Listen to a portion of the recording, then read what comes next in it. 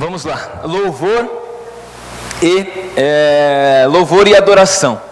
Hoje nós iniciamos esse novo ponto, essa nova matéria, e talvez, não digo 100%, mas talvez ela te surpreenda em alguns pontos, de algumas formas. Então se segura aí na cadeira para a gente chegar a algumas conclusões legais a respeito disso. Vocês já ficam nervosos, né? Vamos lá então. Louvor e adoração. Bom, em primeiro ponto, gente, isso é fundamental. Louvor e adoração não é música. Sempre quando algumas pessoas abordam o ponto de louvor e adoração, elas já colocam louvor e adoração como se louvor e adoração fosse música, e louvor e adoração não é música. Música é música, louvor e adoração é louvor e adoração. São duas coisas distintas, ok? Estamos combinados assim então? Combinados? Ih, ninguém está combinado comigo? Combinados? Louvor e adoração não é música, ok? A música, ela é um meio pelo qual nós expressamos a nossa adoração, e ela é um meio pelo qual nós louvamos a Deus, mas ela é um meio, ela não é um fim. A música é um meio pela qual nós louvamos, a música é um meio pela qual nós adoramos, mas a música em si não é louvor, a música em si não é adoração. A música é um conjunto de instrumentos, de ritmos, batidas, harmonia, que nos ajuda a expressar a Deus a nossa devoção, a expressar a Deus o nosso sentimento, as coisas mais profundas do nosso ser, as coisas mais profundas do nosso coração, nós expressamos a Deus através da música. A música não é a origem da adoração, mas essa origem está num coração maravilhado pelas misericórdias de um Deus que é soberano e único. Então a definição, se eu pudesse definir louvor e adoração, eu sequer colocaria música no meio dessa definição, porque louvor e adoração está muito além de música. Embora na liturgia do nosso culto, nós colocamos o início do culto sempre, nós cantamos, tem músicas, tem canções, e nós colocamos como um momento de louvor e um momento de adoração, mas não é o que resume isso, ok? O que é então, pelo amor de Deus? Faltou um acento no E ali, o que é? O significado da palavra grega no Novo Testamento, na maioria das vezes traduzida como adoração, é proskune, que é prostrar-se ou curvar-se diante de. Então louvor e adoração, por ser mais do que música, ele tem um significado, e o significado de adoração é se prostrar. O significado da adoração é literalmente adorar, se prostrar ou se curvar, quer dizer, é prestar reverências reconhecendo que aquele alvo da sua adoração é digno de tê-la. Isso é adoração. Prestar reverência para quem você acha que é digno de tê-la. Então nós adoramos a Deus porque entendemos que Deus é digno de ter a nossa adoração. Nós adoramos a Deus por esse motivo, pelo fato de reconhecermos a sua dignidade em relação àquilo que nós consideramos como adoração, que é se prostrar diante de Deus. Aí eu pego só um ganchinho, só para falar um negocinho que eu acho legal. Às vezes quando você conversa com algumas pessoas, principalmente os nossos amigos da igreja romana, você conversa com eles e você os vê dizendo assim, nós não adoramos imagens, nós não adoramos a ídolos, mas o significado de adoração é prostrar-se ou curvar-se diante de. E a partir do momento que eu me prostro ou me curvo diante de, eu estou declarando através das minhas atitudes um ato de adoração, porque eu estou reconhecendo que aquele objeto de adoração é digno da minha reverência e da minha devoção. Automaticamente eu estou o adorando, ok? Então adorar é o ato de curvar-se, reconhecer. Sendo assim então, levando dentro desse ponto de vista de que adoração não é música, adoração é muito além de música, louvor também não é música, é muito além de música. Então eu gostaria de fazer uma pergunta para vocês de todo o meu coração. Se adoração não é música, e se louvor não é música, e não está relacionado à música em momento algum, sendo assim, por que nós fazemos distinção entre músicas de igreja e música secular?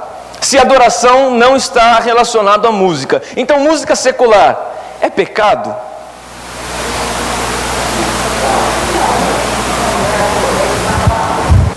Hein?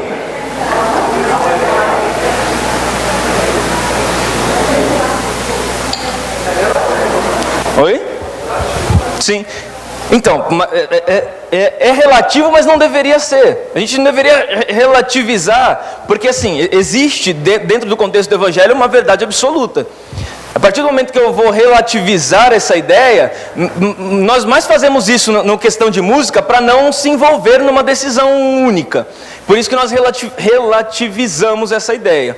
Mas se a gente partir do princípio de que o louvor não está atrelado à música, aliás, o louvor é muito mais do que música, então qual significado tem a música em si, dentro do quesito louvor e adoração? Porque louvor e adoração é muito mais do que música. Então, sendo assim, música secular, já que não é louvor nenhuma e nem outra, e não é adoração nenhuma e nem outra, então música secular.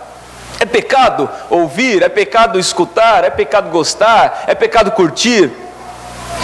E tá aí uma pergunta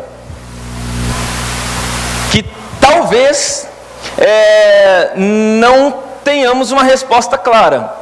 Não existe uma resposta clara na Bíblia. Por exemplo, não existe um texto, lá quando o Senhor entregou as leis mosaicas, Ele não entregou lá uma das leis dizendo assim, não ouvirás músicas secular.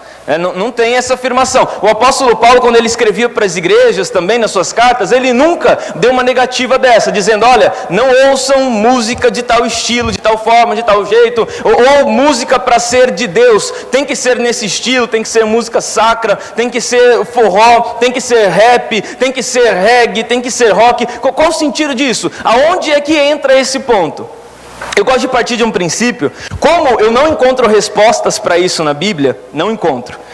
E se alguém souber essa resposta, pelo amor de Deus, me diga.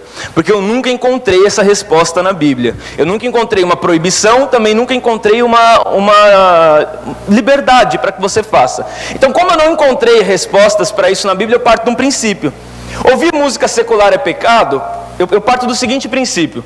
Tudo aquilo que eu faço na igreja, eu tenho que fazer lá fora. E tudo aquilo que eu faço lá fora, é o que eu tenho que fazer aqui dentro. E a partir do momento que aquilo que eu faço lá fora, se eu trouxer aqui dentro, eu vou ficar envergonhado, ou vou ficar restrito a alguma coisa, você pode ter certeza que aquilo possivelmente seja um erro. Aquilo que eu faço lá fora, que eu não tenho coragem de fazer aqui dentro, possivelmente seja um erro. Então a gente fala muito em músicas que não são profanas, músicas que falam de amor e tal. Então imagina você, um domingo à noite, você chega na sua igreja e o pastor vai abrir o culto cantando para você a música Meteoro da Paixão, do Luan Santana. Você vai ficar feliz? Vai ser legal? Ou imagina você, a gente começar um culto cantando aquela música do Renato Russo, que fala do 1 Coríntios 13. É preciso amar. Imagina, a gente começar um culto fazendo isso. Você vai achar natural, uma coisa comum, uma coisa bacana? Então por que se não é natural aqui dentro, tem que ser natural lá fora? Porque eu gosto de partir desse princípio, não estou dando para você uma dica para que você se encontre, porque não existe uma proibição nem uma liberdade para que você faça. Então eu gosto de partir do princípio que aquilo que eu faço lá fora e não faço aqui dentro, possivelmente é errado aquilo que eu estou fazendo lá fora. Porque tudo que eu fizer lá fora, se for correto, eu também posso fazer aqui dentro. E aquilo que eu tenho vergonha, que eu não posso, que eu sou proibido de fazer aqui dentro, certamente eu também não posso e sou proibido de fazer lá fora. Então se você se escandalizaria em começar um culto ouvindo, sei lá, um Iron Maiden, ver o guitarrista da sua igreja solando Fear of the Dark, se você acha que isso não é legal, que não soaria bem na igreja, possivelmente também não soaria bem fora da igreja, porque afinal de contas a igreja não é a igreja, você é a igreja, né? Paulo ele diz, e de uma forma muito sábia, vós sois o templo de Deus, e o Espírito do Senhor habita em vós. A igreja não é a igreja, você é a igreja. Então o que você não faz nesse ambiente de igreja, você enquanto igreja também não deveria fazer. Ok? Embramation aí ou clareation? Não entendi.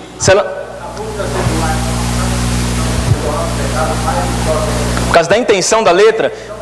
Porque se a gente for partir desse princípio, então, eu não sei qual foi a intenção, eu não sei quais são as intenções que a Cassiane compõe as músicas dela. Talvez ela compunha para poder glorificar Deus, talvez ela compunha para vender CD. A intenção, não sei.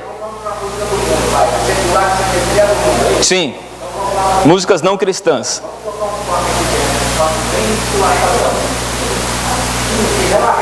Então, mas esse... Ah, no funk tem, sim.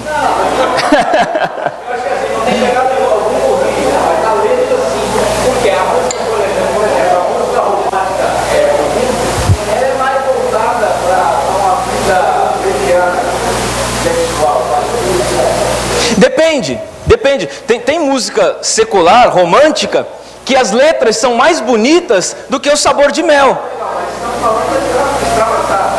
Assim, então, mas a extravasada as pessoas não questionam. Elas questionam, elas gostam de ouvir as músicas belas seculares.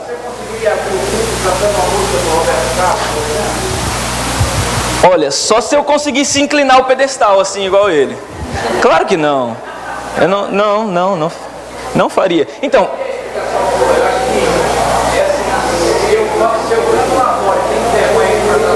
Possivelmente é errado, exatamente. Possivelmente é errado. A mesma postura que eu tenho lá fora é a mesma postura que eu tenho que ter aqui dentro. Então o que eu não faço lá fora é o que eu não faço aqui dentro. E o que eu faço lá fora é a mesma coisa que eu faço aqui dentro. Então, a não ser que você queira, você que toca, que canta, que prega, que faz alguma coisa na igreja, a não ser que você acha conveniente trazer essas coisas para que elas sejam praticadas na igreja também, então se não é lícito praticar aqui, pouco é lícito também praticar lá, porque quando saímos da igreja, não deixamos de ser igreja, mas nós continuamos a ser igreja até depois que o culto termina. Você é a igreja de Cristo, então você sendo igreja de Cristo, a sua vida lá fora precisa ser uma vida de igreja, e a vida de igreja que você tem lá fora precisa ser a mesma vida de igreja que você tem aqui dentro. Caso contrário, não somos igrejas, mas fazemos parte de uma organização chamada igreja, mas na verdade você é a igreja. Você não só faz parte de uma igreja, como você também é a igreja. Então, música secular, tem algumas músicas seculares gospel, né? Meu advogado é o meu Senhor. Para mim é uma música gospel secular. É sabor de mel, tem sabor de mel, tem sabor de mel nada. Morde a abelha, então, tem sabor de mel o quê? Tem sabor de mel coisa. É uma música gospel que eu parto para mim, pelo menos, gente, é o meu ponto de vista, pelo amor de Deus. Para você pode ser diferente. No meu ponto de vista, é uma música gospel com um mercado, é uma música gospel mercadológica, porque ela é totalmente secular, onde ela tira Cristo do centro e coloca o homem no centro. A minha vitória tem sabor de mel, você vai ficar aí na plateia me aplaudindo que eu vou estar aqui no palco. Pelo amor de Deus, a música, o intuito da música, para que ela se identifique em algum momento com o louvor, é quando a música é cristocêntrica, quando Cristo é o sentido da música, e não quando eu sou o sentido da música, porque não é a minha vitória, e aliás, isso ainda é antibíblico, porque a minha vitória não vai ter sabor de mel coisa nenhuma, ela é amarga como fel, a Bíblia diz, ela é amarga como fel e absinto. Sabor de mel, eu não sei aonde que você vai encontrar o sabor de mel. Você tem ele como afronta? Eu tenho um monte. Eu tenho ele assim, eu tenho raiva de você que você vai falar aquele lá, vai lá, quer quem falou da sua vida, a vida é meu estudo, que coisa você está fazendo? Sim, não tem muito sentido. É igual aquela música lá, sabe? Quando eu cheguei aqui, meu Senhor já estava. Ninguém mandou você chegar atrasado. Chega mais cedo da próxima vez.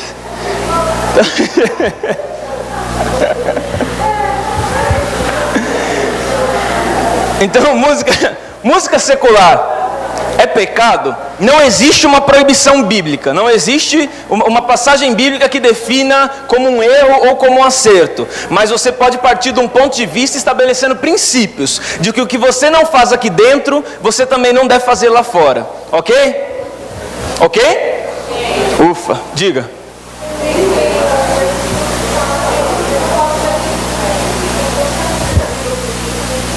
Exatamente. Tudo me é lícito, mas nem tudo me convém. Tudo me é lícito, mas nem tudo me edifica. E o que edifica a igreja é Cristo. E quando a música é cristocêntrica, ela traz certamente sobre si edificação. Quando a música é egocêntrica, é uma música que exalta o antropocentrismo. Oi, tá difícil de sair. Quando ela é antropocêntrica, né, quando ela coloca o homem no centro, dificilmente ela vai trazer edificação. O máximo que ela pode trazer é uma comoção por aquilo que você está ouvindo.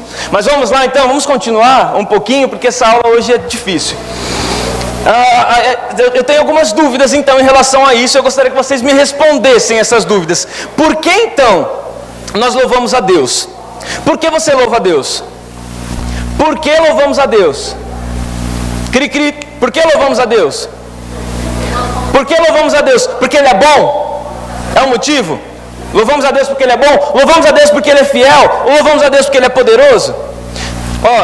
Deixa eu falar uma coisa para você. Se você louva a Deus porque você é bom, então hoje, antes de terminar aqui, por favor, eu sou um cara bonzinho.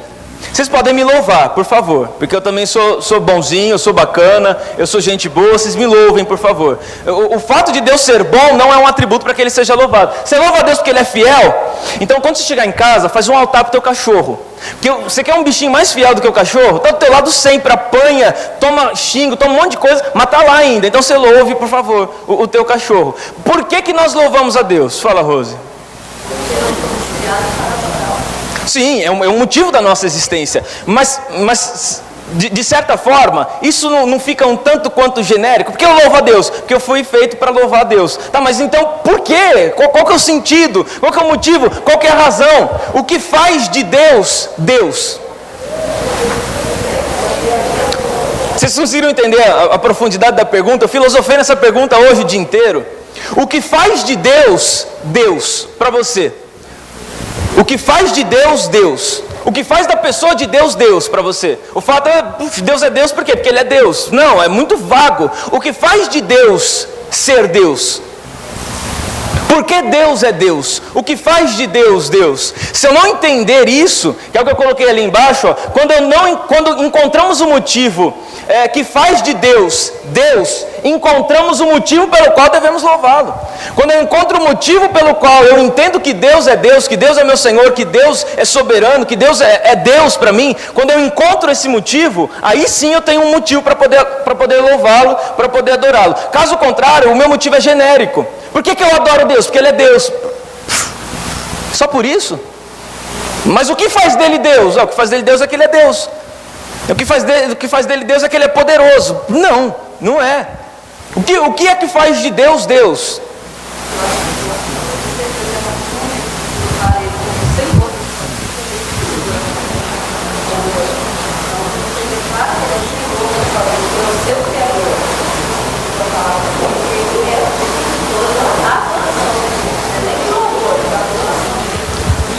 Então, mas por quê?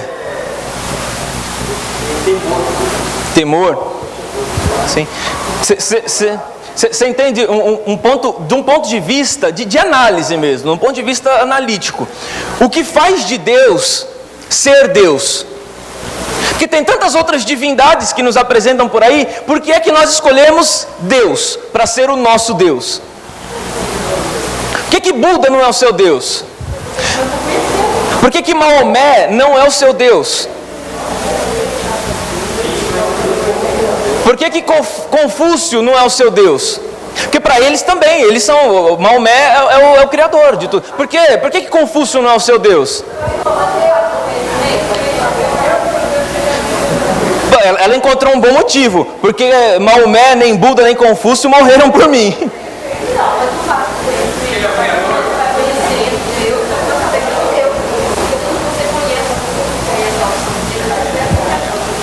Sim.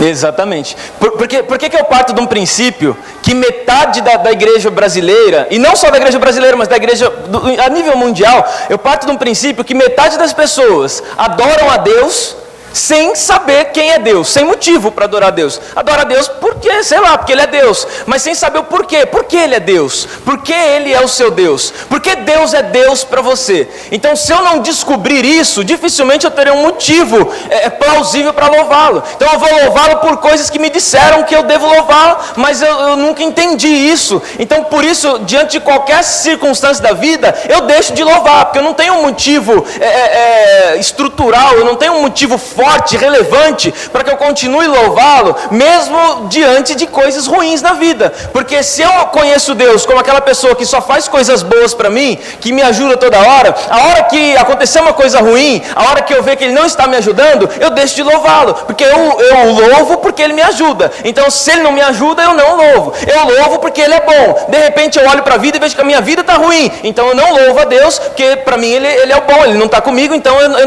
não louvo. Quando nós não encontramos a essência do que Deus é, dificilmente nós teremos constância no nosso louvor e na nossa adoração. Aí facilmente as pessoas deixam de louvar a Deus, porque não tem uma estrutura, não tem um sólido conhecimento de quem Deus é e do porquê louvar a Deus, porque Deus é Deus para você. E assim, o fato da pessoa louvor e adoração é muito interessante, porque você tem experiência com Deus, a minha com Deus, ele, a pessoa está passando, o Espírito Santo vai dizer que ela está passando louvor, você deve adorar o Senhor. Aí você faz o que está pensando, por que esse louvor?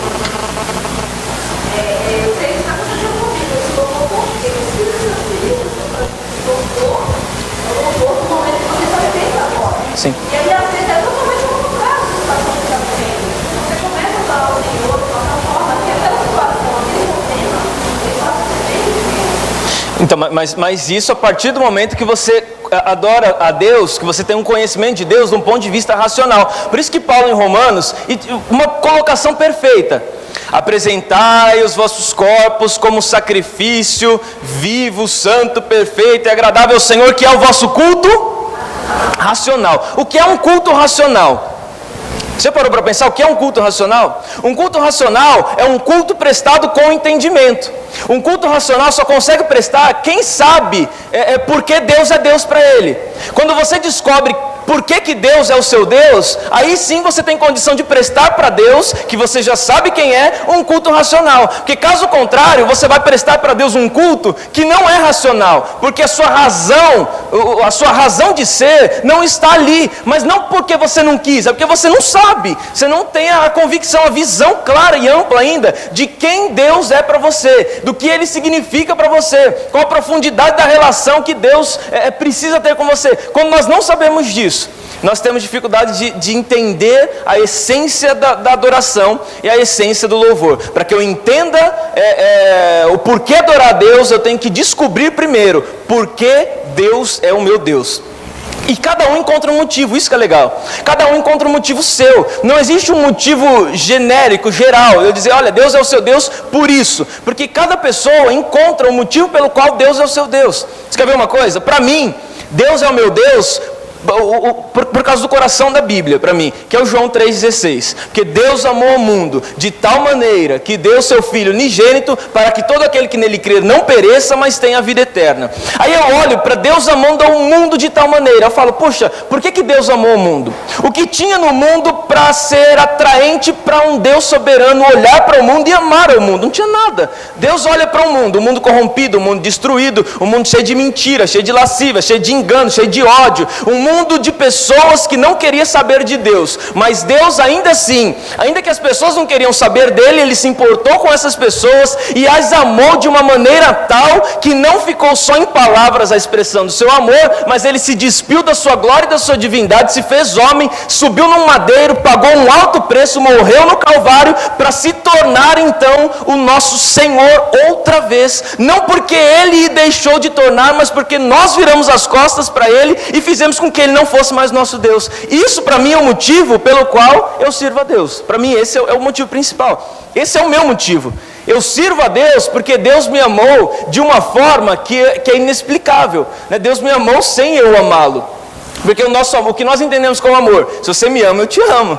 Enquanto você está comigo, eu estou contigo. Você virou as costas para mim, acabou o papo, acabou a conversa. Eu te amo porque você me ama. Se você não me amar, eu não te amo mais. Agora eu não o amava e ele me amou. E isso para mim é inexplicável. E isso na verdade é a essência do amor, é a explicação do amor, é o conceito do amor. O amor não é egoísta. O amor ama mesmo que esse sentimento não seja recíproco. E Deus provou isso não em palavras, mas em atitudes. Para mim, Deus é Deus por conta disso. Mas se você não descobre por que Deus é Deus para você, dificilmente você vai ter constância na sua adoração. Qualquer coisa, qualquer obstáculo, qualquer dificuldade que você tiver na vida, vai ser um impeditivo para que você adore a Deus verdadeiramente. A sua adoração vai ficar amarga, o seu louvor vai ficar contraído e você vai ter muita dificuldade de buscar a Deus com intensidade devido a problemas da vida, enquanto Deus tem que transcender todos os problemas da vida.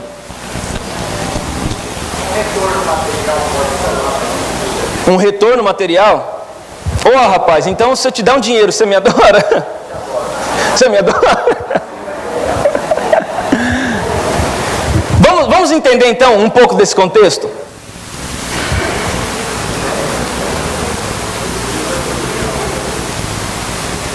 Essa parte que eu vou falar para vocês agora, eu gostaria muito que vocês se segurassem na cadeira. Eu gostaria muito que vocês se segurassem na cadeira. Porque o que eu vou dizer para vocês agora é algo que vai contra... Quer ver? Quem tem mais de 5 anos de conversão? Quem tem mais de 10 anos de conversão? Quem tem mais de 20 anos de conversão? Jesus! Tá, eu vou parar por aí então, nos 20. O Matusalém ali. Matusalém está chegando para...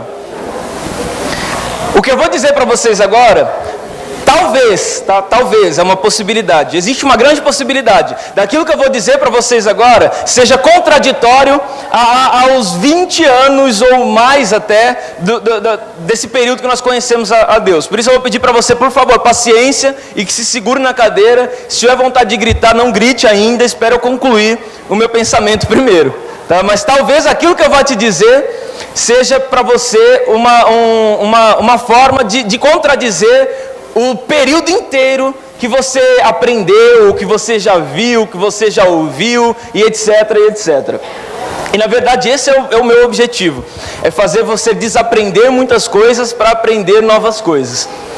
Como começou o cristianismo? Bom, eu não vou voltar do princípio de tudo, até porque vocês já sabem que o cristianismo começou com uma atitude de Deus que decidiu se fazer homem para poder reconquistar os homens. Mas eu quero falar do cristianismo na sua questão não de prática, mas na sua questão conceitual. Como começou o conceito do cristianismo? A grande fraqueza e a grande virtude do Evangelho de Cristo está no fato de sabotar o espírito da religião já estabelecida. Então, quando foi instituído o cristianismo, que foi plantado por Jesus e pelos seus 12 apóstolos, aliás...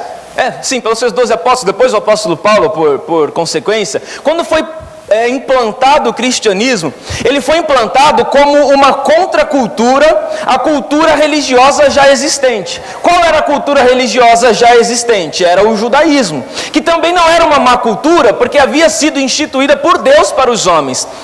Você quer ver uma coisa? Vamos voltar um pouquinho. Deus, quando ele chamou Abraão, ele falou: sai da tua terra, da tua parentela, da casa do teu pai, vai para a terra que eu te mostrarei, farei de ti uma grande nação, abençoarei os que te abençoarem, amaldiçoarei os que te amaldiçoarem, e em ti serão benditas todas as famílias da terra, certo? Aonde que Deus falou isso para Abraão?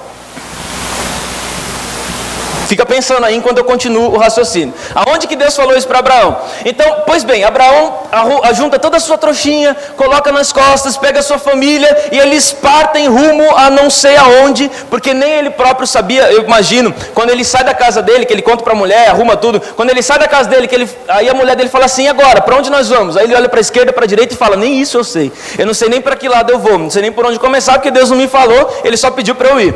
E ele obedeceu e foi. Então, de Abraão até então, as pessoas tinham um relacionamento com Deus, em todos os momentos, de todas as formas e em todos os lugares.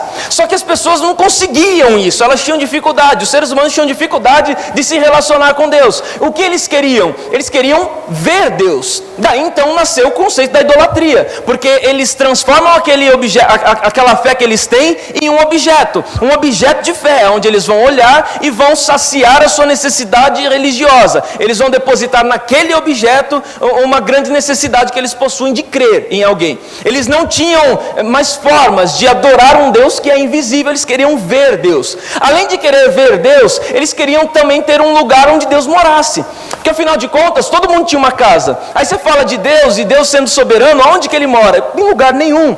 Então vamos fazer uma casa para Deus. Encheram tanta paciência de Deus, até que Deus deu para o homem um tabernáculo. O homem construiu então o seu primeiro templo. Depois de construir o primeiro templo, então, enfim, começou coisas. O homem ele queria uma liturgia e Deus entregou uma liturgia de culto para ele. O homem queria então objetos que fossem sagrados. Deus então instituiu objetos que compunham o templo, o sacerdócio. Deus foi constituindo. O homem queria alguém para olhar e se inspirar, alguém para olhar e se estabelecer como um ponto de referência. Então Deus instituiu sacerdotes, sumos sacerdotes, e ele foi fazendo instituições de acordo com a necessidade daquilo que os homens lhe pediam. Aí veio Jesus, veio Cristo, e Cristo estabeleceu uma cultura que era totalmente contrária a essa cultura já existente por séculos, a essa cultura que eles demoraram tanto para convencer Deus de permitir que eles tivessem tal cultura. E quando Jesus chega então, finalmente, e começa a pregar um tipo de religião, vamos dizer assim, quando ele começa a estabelecer um tipo de religião que é totalmente diferente da religião já estabelecida, as pessoas ficam angustiadas com isso. Elas ficaram desesperadas, porque pera lá, o nosso costume religioso é esse, e o que você está nos apresentando é isso, e é diferente. É muito diferente daquilo que era, porque Cristo ele veio cumprir todas essas coisas, de modo tal que tudo o que acontecia no Antigo Testamento, seja em liturgia, seja em utensílios, tudo que tinha no Antigo Testamento, houve o seu cumprimento na pessoa de Cristo. Então a partir de Cristo não haveria mais necessidade daquela forma ritualística de se ter um culto, porque Cristo era o cumprimento disso, trazendo de volta a liberdade que o homem tem de se achegar a Deus e de adorá-lo realmente, definitivamente, como se era necessário. Então a grande virtude e também a grande fraqueza do Evangelho de Cristo na história foi justamente o fato dele sabotar o espírito da religião que já estava estabelecido, a religião que já tinha ganhado notoriedade. No início, os cristãos, no início dos séculos, os cristãos eles não eram nem considerados como religiosos, como um grupo religioso. Eles eram tidos pelos judeus como uma seita. E por quê? Olha só, quando o judeu chegava para um cristão e perguntava para ele: qual é o templo de vocês? Aí eles falavam assim: todo lugar onde nos reunimos em nome de Jesus é um templo. Sabe aquela história de Jesus falar: onde vocês se reunirem, onde estiver 2 ou 3 ou mais reunidos em meu nome, ali eu me farei presente. Quer dizer, sem templo, eu me farei presente ali, no meio de vocês. Então as pessoas perguntavam para os cristãos: aonde é o templo de vocês? Puxa, nós não temos um templo. Aonde nós nos reunimos, aquele lugar se torna um templo. Ah, é? E qual é o culto de vocês? Nós não temos culto. A nossa vida inteira é um culto. Nós acordamos num culto e nós dormimos num culto. A nossa vida é um culto de adoração, de celebração a Deus. Puxa, e quem são os líderes de vocês? Não tem líder. Todo mundo aqui fala com Deus de igual modo, de igual forma. Não existe uma liderança, um sacerdote ou alguém que vai falar com Deus e que traz resposta de Deus para a gente. Todo mundo aqui está nivelado e fala com Deus de igual forma. Nossa, mas quem são os sacerdotes de vocês? Nós todos somos sacerdotes. Onde está Jesus? Jesus, ele ressuscitou e está nos céus. Puxa, e qual dia sagrado para vocês? Todo dia é um dia sagrado para nós. E qual lugar é sagrado para vocês? Todo lugar é sagrado porque o nosso Deus está em todo lugar. Essa é a conversa de um judeu com um cristão no século I. Todo lugar para você, qual lugar para vocês é sagrado? Porque o judeu tinha muitos lugares sagrados. O templo era sagrado, o monte era sagrado. Qual lugar é sagrado para vocês? Nenhum. Todo lugar para a gente, na verdade, é sagrado porque o nosso Deus está em todos os lugares. Nosso Deus, ele está em todos os lugares ao mesmo tempo. Ele não tem necessidade de ter um lugar, de ter uma casa. Aí, com a pressão do mundo religioso, com aquela grande obsessão religiosa, inventaram outra vez um templo, um dia específico de culto, um sacerdote e um lugar sagrado. E 2000 anos depois, cá estamos.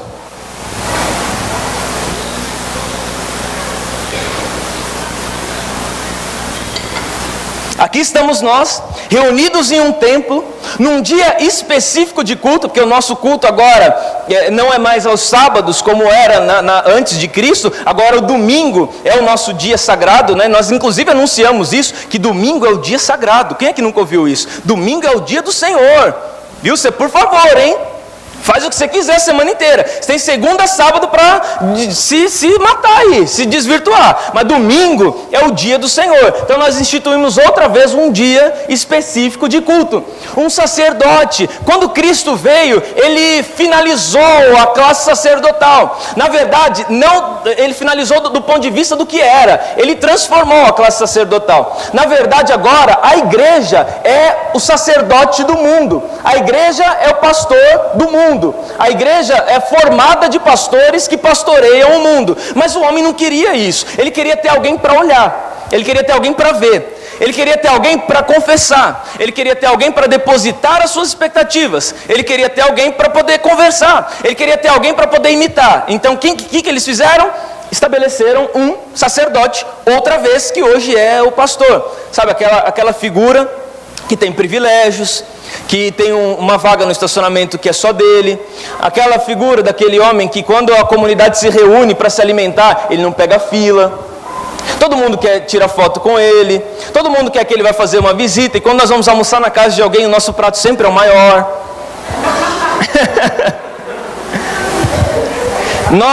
Nós gostamos muito de viajar a convite, viajar de avião. Puxa, quando alguém nos convida para pregar fora, viajar de avião, nós gostamos muito. Nós gostamos muito de, quando terminar o culto, tirar selfie, porque hoje a moda pastoral é selfie, nós somos os pastores do selfie. Nós gostamos muito dessas coisas, e nós gostamos muito, inclusive, de adquirir muitas coisas, adquirir muitos bens, porque nós fomos chamados por Deus para isso.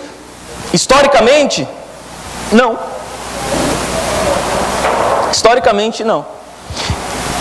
Eu me coloco na condição de ser um pastor que mobiliza as ovelhas a se alertarem, a se reerguerem contra essa forma sacerdotal, essa forma litúrgica, essa forma eclesiástica que foi inventada para poder colocar homens em lugares privilegiados que não lhes pertencem. E nós dizemos ainda, mas se o pastor orar por mim, com certeza eu vou conseguir alguma coisa. Se o pastor orar por mim, certamente eu vou ser abençoado. Se ele orar por mim e ainda me ungir com óleo, aí fechou. Aí a bênção está completa. Agora, se esse óleo for de Israel, ai meu Deus, aí o mistério tá solto. Aí o negócio, aí sim o bicho vai pegar. Gente, dentro do cristianismo, que eu vou chamar de religião, embora eu não goste desse termo, mas essa religião fundada por Cristo, Cristo nos estabeleceu como sacerdotes dele. Quer dizer, estamos nivelados. A mesma oração que eu faço é a mesma oração que você faz. E o mesmo resultado que você tem na sua oração é o mesmo resultado que eu tenho enquanto nas minhas orações. Não existe uma forma, uma maneira, um jeito de ter uma oração mais poderosa do que a outra, de ter uma oração mais satisfatória do que a outra, de ter uma oração mais bem apresentada e colocada do que a outra. Quando Cristo veio, Ele nos nivelou. Nós somos de igual modo semelhantes diante dos olhos de Deus. Não existe mais aquela classe de pessoas que eram privilegiadas pela presença do Espírito Santo, como se tinha no Antigo Testamento, onde somente reis, profetas, sacerdotes e juízes tinham acesso ao Espírito Santo. Em Atos 2, em cumprimento da profecia de Joel, o Espírito Santo foi derramado sobre toda a carne, sobre todas as pessoas, e não permaneceu só com os sacerdotes. Todos nós hoje temos acesso a Deus, temos acesso a Cristo, temos acesso ao Senhor, e precisamos acabar com essa lambança de poder endeusar homens e colocá-los num lugar que não lhes pertence, porque esse lugar não nos pertence. O lugar de primazia na igreja não é de um líder, e a igreja não é de personalidade de homem, mas a igreja de Cristo é a personalidade de Cristo, e Cristo precisa estar no centro da igreja, pelo amor de Deus. Glória a Deus também. A única diferença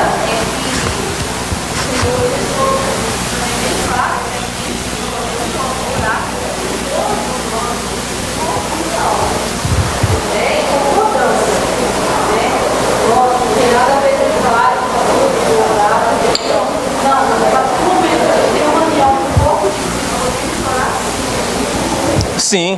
Eu discordo desse negócio da oração 6 horas para mim, 6 horas. 6 horas, crente 6 horas, né? 6 horas. Mas eu acho assim, que quando a gente tem uma unidade com o cristão só, quando a gente tem unidade com os irmãos, é muito importante que nós oramos. Sim. Não só propósito, não só função. Eu acho que faz efeito tanto só como Importantíssimo. Sim, sim.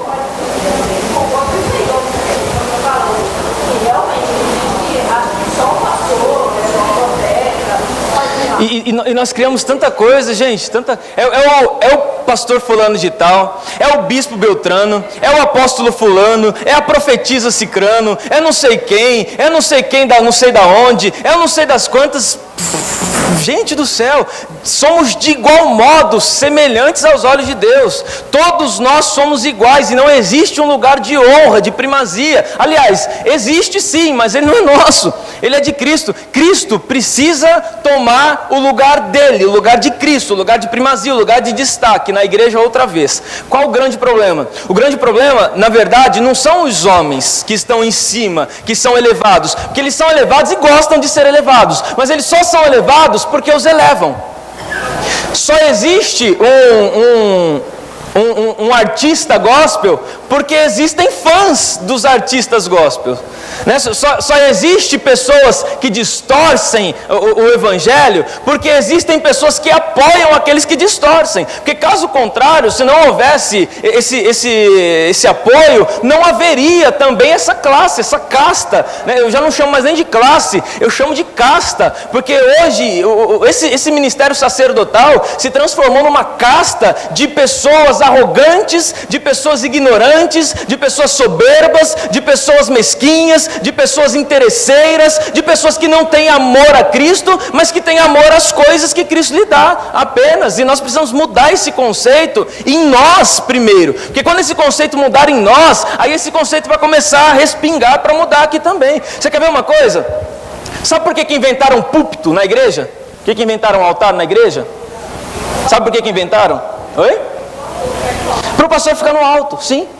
Até alguns séculos atrás não existia isso aqui não. Isso aqui foi inventado para nós ficarmos distantes do povo, para criar um distanciamento, porque aí então cria-se mais ainda a imagem de um ser intocável, de um ser que é separado, de um ser que é santo e de um ser que é justo. Então nós ficamos aqui em cima, enquanto vocês ficam aí embaixo, porque nós somos privilegiados e vocês não são. Eu vou descer. Você entende o conceito? Esse é o grande problema. O problema nosso é um problema conceitual. O problema nosso é muito mais agravante, inclusive, do que aquilo que nós pensamos. Por quê? Porque esse conceito ele vem se alastrando por séculos e séculos.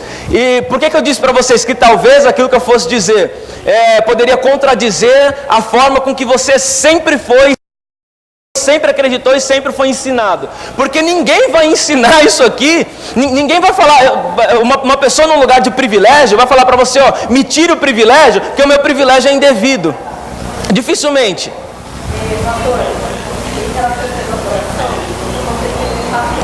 Não.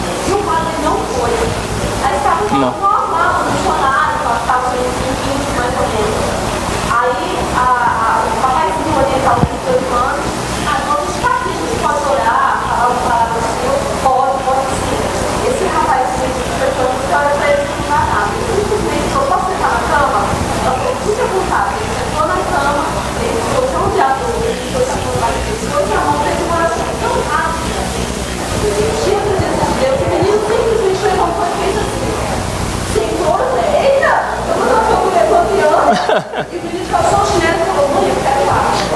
Aí. Sabe o que me deixa impactado? Quando eu leio 1 Reis 18, quando eu vejo a oração de Elias, sabe, no Monte Carmelo, no desafio, que eu vejo que ele arruma um altar e fala assim: Senhor, para que todos saibam que o Senhor é Deus, responda com fogo, e caiu fogo e consumiu. Hoje as pessoas gostam de uma coisa bem elaborada, sabe? Senhor, ó Deus, Deus de Abraão, de Isaac, Jacó, Esaú, Deus de todo mundo, Deus de todo mundo, Deus de todas as nações, é grandioso, excelentíssimo, exaltado, soberano, inaccessível, Deus tremendo que habita os céus, a terra, debaixo da terra, e não sei, faz aquela oração de meia hora, sabe, mas que não dá em nada. O que adianta o período? Mas nós vamos ver isso aqui nos outros slides. Glória a Deus pelo testemunho, muito bom. E realmente, porque isso é uma prova de que as nossas palavras não convencem a Deus de coisa alguma. E não adianta ficar procurando a melhor palavra para fazer a oração mais bela, de uma exposição perfeita, se Deus não vai se convencer disso. Porque Deus se convence de um coração contrito e quebrantado, e não de palavras persuasivas, porque Deus não é homem. A história da atual igreja, eu gosto de chamar, e não se escandalize comigo, eu acho que vocês já conseguiram se habituar ao meu jeito, eu gosto de chamar a atual igreja de igreja de mercado. Eu cheguei a essa conclusão, é a terminologia que eu utilizo para poder fazer a classificação da igreja hoje. Igreja hoje, a igreja atual é a igreja de mercado, onde o dinheiro se tornou um fim para se pregar o Evangelho e não mais um meio pelo qual usamos para poder pregar o Evangelho. Antigamente o dinheiro era um meio que eu utilizava para poder pregar o Evangelho. Hoje o dinheiro é o fim, é o objetivo pelo qual eu prego. Essa é a igreja do mercado, é a igreja mercadológica. E essa afirmação coloca a igreja em uma condição de mercado, onde o seu maior interesse é satisfazer o seu consumidor com a sua mercadoria. Conseguiu entender a filosofia agora? A igreja de mercado tem como interesse satisfazer o seu consumidor com a sua mercadoria. Então eles apresentam o Evangelho como uma mercadoria que facilmente se adapta à intenção, à vontade, aos desejos e às condições, às necessidades da minha clientela, que são vocês. Então vocês são os meus clientes, eu sou o fabricante do produto, e Cristo é o produto, e vocês são os consumidores, e eu vendo para vocês de acordo com a necessidade que vocês têm. Então nisso nós criamos diversas faces de Cristo que são inexistentes. Nós criamos diversas formas de apresentar o Evangelho que são incoerentes. E olha só, a igreja de mercado, que é essa igreja atual, antes de entrar no mercado, ela estuda a necessidade do seu consumidor. Claro, como qualquer profissional, bom profissional faz. Estuda a necessidade do seu consumidor. Depois de estudar a necessidade do seu consumidor, você chega em algumas conclusões. Você quer ver? Num país onde não há saúde pública, apresentar Deus como um curandeiro dá muito certo, é muito satisfatório. Por isso que hoje em dia pregar o Evangelho de milagres é sinônimo de sucesso. Vai obter um sucesso gigantesco. Você vai lotar as suas igrejas dizendo que Deus faz milagre, enfatizando os milagres de Deus. Porque num país onde os meus consumidores não têm nenhum tipo de assistência social, não tem nenhum tipo de saúde pública, apresentar Deus como um curandeiro é perfeito.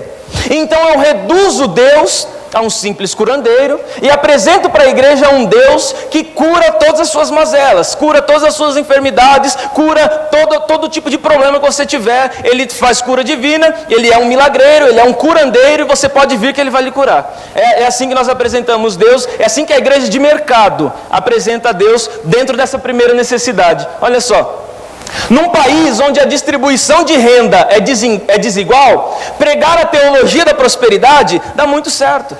Por que você acha que a teologia da prosperidade não dá certo em país de primeiro mundo? Eles não precisam. Eles não precisam. Educação, tudo. Eles não precisam disso. Se eles não precisam disso, não é uma necessidade de mercado. E se não é uma necessidade de mercado, então eles já nem pregam, porque não vai dar certo. Agora, aqui no Brasil, é um país de desigualdade de renda, onde ou as pessoas são ricas ou as pessoas são pobres. A desigualdade, não existe um padrão, não existe um meio termo. A desigualdade na distribuição de renda é gigantesca. Então, pregar o evangelho da prosperidade, a teologia da prosperidade, dá muito certo. Então, eu prometo para o meu público, porque eu já estudei o meu público, o meu consumidor, eu apresento para o meu público a face de um Deus que vai te prosperar diante das circunstâncias da vida. Embora o mundo esteja em crise, Deus é dono do ouro e da prata e vai te dar tudo que você quer, da forma que você quiser e da maneira como você bem entender. E as pessoas, claro, que é oferta versus demanda, elas vão ficar desesperadas e vão lotar os seus templos com isso, certamente. Certamente o seu templo vai ser recheado de gente, porque você está apresentando algo que as pessoas têm necessidade de ter. Num país onde a estima é baixa, por várias razões, pregar autoajuda dá muito certo. Pregar um cristianismo light, sabe? Aquele negocinho bem gostoso de se ouvir, que massageia nosso ego, faz tão bem pra gente. A gente sai da igreja se sentindo super-homem, sabe como é? Sai se sentindo super-mulher. Você sai se sentindo, nossa, sabe aquela história de que Deus te colocou, meu irmão, como cabeça e não como cauda. Puxa, a prosperidade, as bênçãos do Senhor te seguirão e te alcançarão. Pregar autoajuda espiritual num país onde a estima do brasileiro é baixa, é sinônimo de sucesso, vai dar também muito certo. Num país onde até os mais poderosos têm medo da pobreza, porque tem medo de quebrar, fazer uma reunião de empresários dá muito certo também. Num país onde até mesmo os ricos têm medo de se tornar pobre por causa da desigualdade de renda e a todo momento grandes empresas se quebram, grandes empresários vão à falência, então num país onde isso acontece com frequência, até os mais poderosos têm medo da pobreza. Então pregar, fazer uma reunião de empresários dá muito certo, dá certíssimo, é bacana, é show de bola. Essa é a igreja de mercado. É a igreja que estuda o local onde ela está e ela fantasia o evangelho de acordo com os seus ouvintes, de acordo com as pessoas. E ela joga para as pessoas essas deformações que elas criam no evangelho e as pessoas, claro que vão aderir a isso, porque elas querem isso, é isso que elas buscam, essa é a necessidade que elas têm e elas se sentem realizadas temporariamente em cima daquilo que é uma mentira que possivelmente as levará a uma condenação que é eterna. Esse é o sinônimo de tudo. Você quer ver uma coisa? Por que não tem uma reunião dos professores na igreja? Culto dos professores. Culto dos, sei lá, culto do lar, das domésticas. Culto dos desempregados, né? Culto dos idosos, sei lá, culto do funcionário público, o culto do gari, não tem isso, mas tem o culto dos empresários, porque os empresários têm medo de ficar pobre. E se o empresário tem medo de quebrar, para onde que ele vai? Ele vai para um lugar onde as pessoas prometem para ele que ele não vai quebrar, ele não vai se dar mal, que Deus vai abençoar, Deus vai fazer grandes coisas, Deus vai fazer de alguma forma para que a empresa dele continue ativa, crescendo e prosperando, porque esse é o interesse de Deus. O interesse de Deus não é salvar você, é prosperar você. O interesse de Deus não é que você vá para o céu, mas é que você viva o céu na terra. Vai pescar, diga, Osni, antes que eu fique nervoso. Eu fico nervoso quando estou falando sobre isso.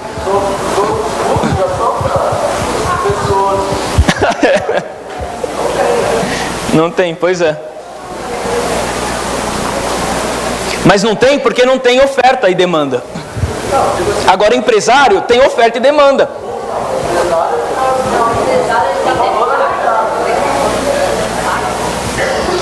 Campanha, gente, campanha. Olha só, já pensou? Eu vou contar para vocês uma história aqui, para a gente sair para o intervalo. Eu estava tendo aula de teologia semana passada, eu contei para o Rafa, inclusive. Estava tendo aula de teologia semana passada e eu estou fazendo mestrado de teologia, só que online. Um curso online, numa videoaula, que é ao vivo e tal, bem bacana. E nós estávamos ali aguardando o professor, ele nunca se atrasa. E de repente o professor entra na conferência e ele entra estressado e todo mundo percebe que ele estava estressado. E ele entra estressado e ele fala assim, ó, que acabou de acontecer uma coisa aqui que mexeu muito comigo. Desculpem, eu estou muito nervoso. Aí nós perguntamos, professor, qual o motivo da sua indignação? Ele falou, ó, eu tenho um amigo que ele é famoso, ele é muito famoso. E ele se converteu ao cristianismo. E eu fui conversar com ele e falei, puxa, que felicidade que você se converteu ao cristianismo. Estou muito feliz por você. Agora diz para mim, em qual igreja você está indo? Aí ele falou assim, não, eu me converti, mas eu não estou indo para nenhuma igreja. Falou, ué, você se converteu e não está indo para a igreja? Ele falou, não, eu contratei um personal pastor para me auxiliar. Para me auxiliar aqui durante todos os dias. Então ele está comigo o dia todo. Eu pago para ele e ele fica do meu lado o dia inteirinho, o dia todo me auxiliando. Ele ora por mim, ele me dá conselhos, ele me ajuda. Gente, personal pastor. Aí na hora veio na minha cabeça, falei, isso é um personal peste, não é um personal pastor. É um personal peste, porque não, é inadmissível isso. Mas gente, esse é o retrato do cristianismo brasileiro. Esse é o retrato nosso, da nossa igreja. Esse é o retrato do nosso povo. Personal pastor.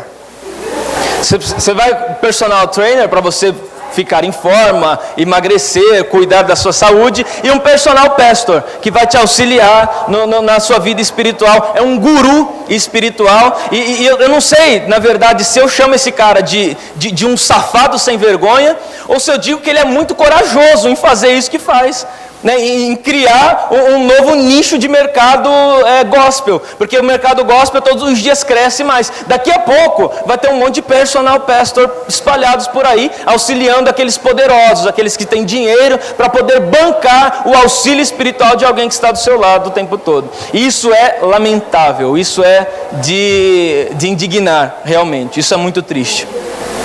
Bom, nós vamos para o intervalo? Passa o próximo slide, só para eu ver, Rafa.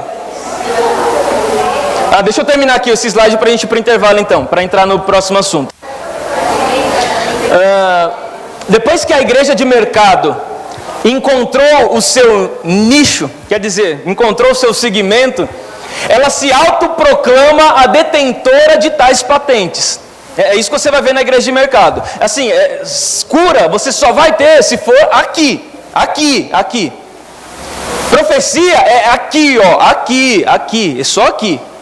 Lá não, aqui. Então ela patenteia isso. Ela descobre um novo nicho de mercado e ela faz uma patente desse espaço de mercado, como se ela fosse detentora do agir de Deus naquele ponto, e é só ali que Deus opera. É só ali que Deus age e a mão de Deus está aqui.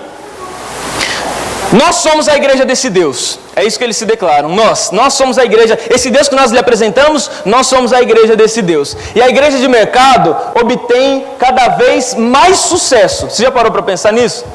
A igreja de mercado obtém cada vez mais sucesso. Sabe o que vai me deixar muito feliz? Quando eu entrar em uma igreja que prega só a palavra de Deus, sem nada, sem mistura, sabe? Prega só a palavra de Deus. E mesmo assim, essa igreja que prega só a palavra de Deus está cheia, transbordando de pessoas. O dia que eu ver isso, eu vou me considerar um homem satisfeito. Eu vou me considerar satisfeitíssimo o dia que eu ver isso. Porque o que eu vejo é o contrário. O que eu vejo são as igrejas que pregam a verdade da palavra vazias, as moscas, as traças, como se diz. E as igrejas de mercado, você tem que chegar correndo, que senão você não pega um lugar. Se você não correr para pegar um lugar, você fica em pé. Então, a igreja de mercado obtém cada vez mais sucesso. Por quê? Por que essa igreja obtém cada vez mais sucesso? Olha só que interessante. O homem passou a vida inteira bebendo.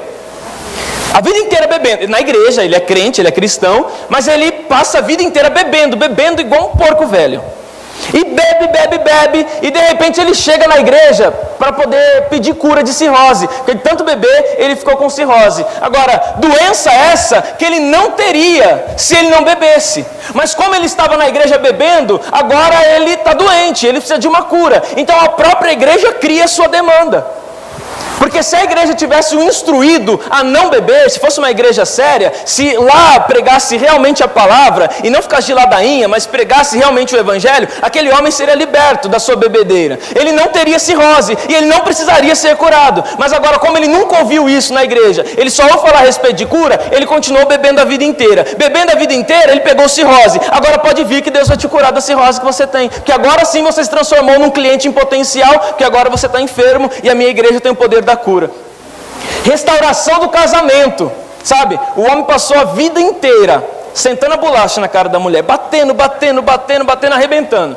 Aí a mulher, de repente, ela se estressa, ela dá aquele grito de euforia, sabe? Acabou, estou indo embora. Aí ele vem para a igreja pedindo restauração familiar.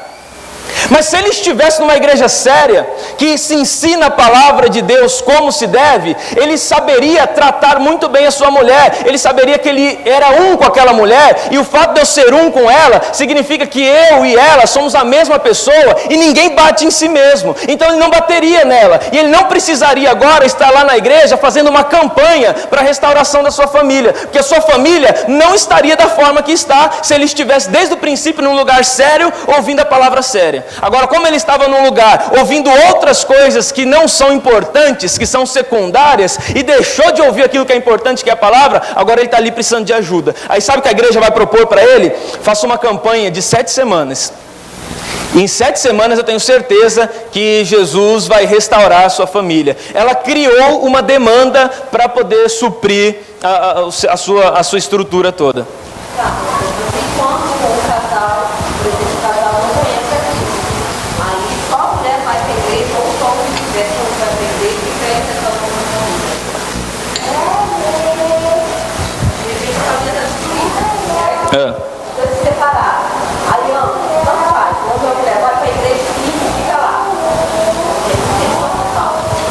Eu não entendi a pergunta ainda. O homem e a mulher?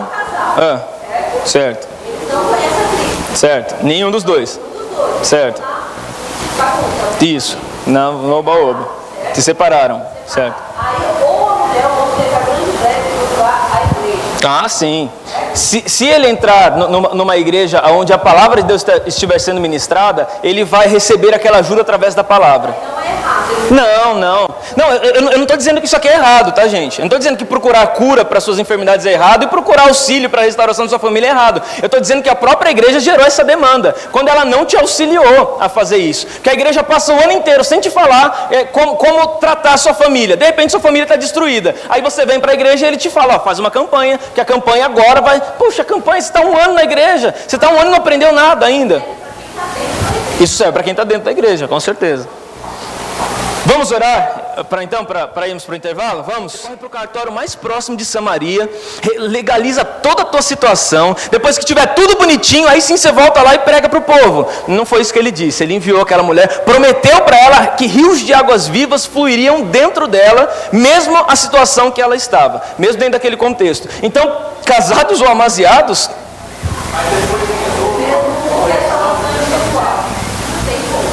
Não sei, a Bíblia não conta.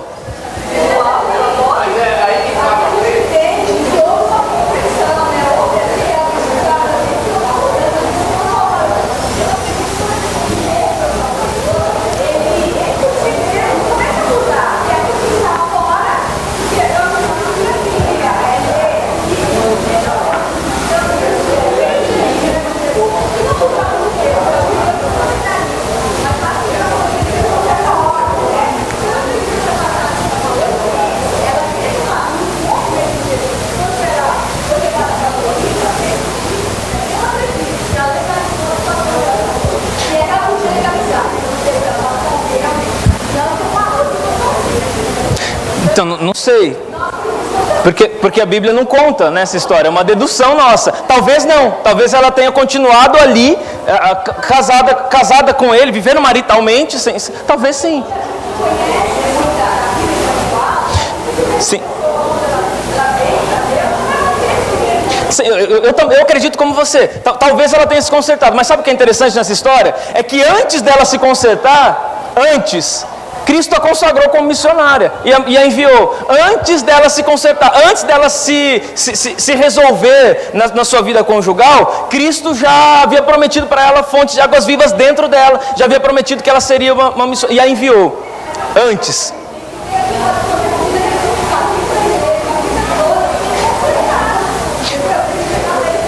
Sim.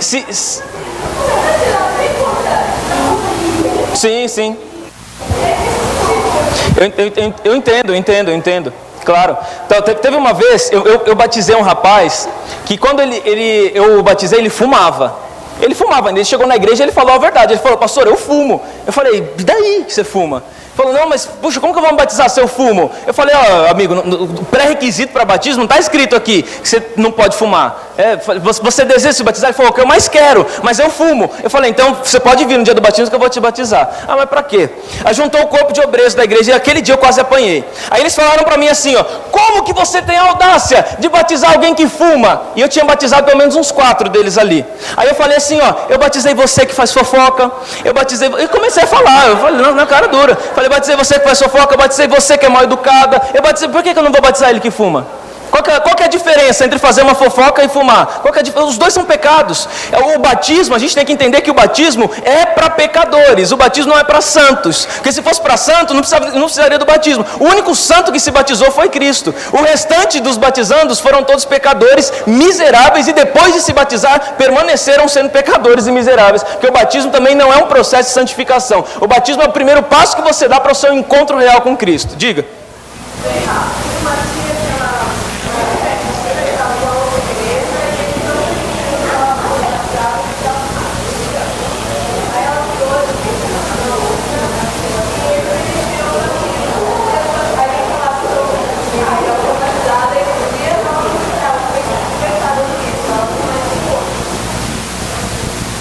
Sim, então é ponto de vista. Eu já contei para vocês centenas de vezes como eu me batizei. Eu cheguei na igreja drogado, me batizei do jeito que eu estava, e a partir dali eu nunca mais me droguei, nunca mais usei droga, nunca mais fiz nada. Mas comigo foi assim. Já pensou se o pastor olhasse para mim e falasse assim, bom, não vou te batizar não, rapaz, porque olha a sua situação, olha a sua forma, olha o seu jeito. Talvez eu estivesse ainda naquela mesma vida. Você batizaria uma pessoa baseada? Oi? Você batizaria uma pessoa baseada? Você batizaria um mentiroso? Não. E a minha foi para você. Te respondi com outra pergunta. Você batizaria um mentiroso? Eu vejo assim, a mulher lá, a prova samaritana que você acabou de dizer, batiza para quê? Não é para mudança de vida? Batismo para mudança de vida. Você não entra numa nova... Estamos mistificando então muito o batismo. Não. Batizou, nasceu de novo. Sim.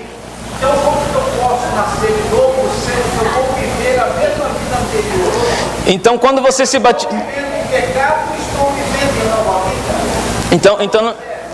Então nós vamos dizer assim, na verdade o batismo é uma nova vida, onde o Espírito vai ser predominante aos desejos da carne. Esse é o intuito do batismo, é um nascimento espiritual, né? Significa que a partir de então, eu vou começar a dar ênfase para a minha vida e para o meu relacionamento com Deus. A partir de então, eu estou mostrando para Deus, estou dizendo para Deus que eu vou dar ênfase à minha vida, à minha relação com Ele. Mas não significa que eu não vou mais cometer pecado, não significa que eu não vou mais fazer as coisas erradas, não significa que eu não vou errar mais. Ao contrário disso, significa que eu vou permanecer sendo dependente da misericórdia e da graça de Cristo. Caso contrário, caso eu não fosse ser, eu tivesse que me batizar para não ser mais dependente da misericórdia de Cristo, aí estávamos fritos. Eu acredito piamente que aquela mulher lá, após o encontro com Jesus, tá certo?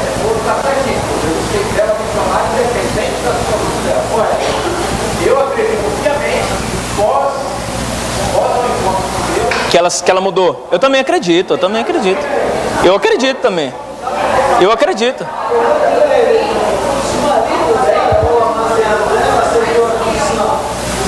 Não sabe.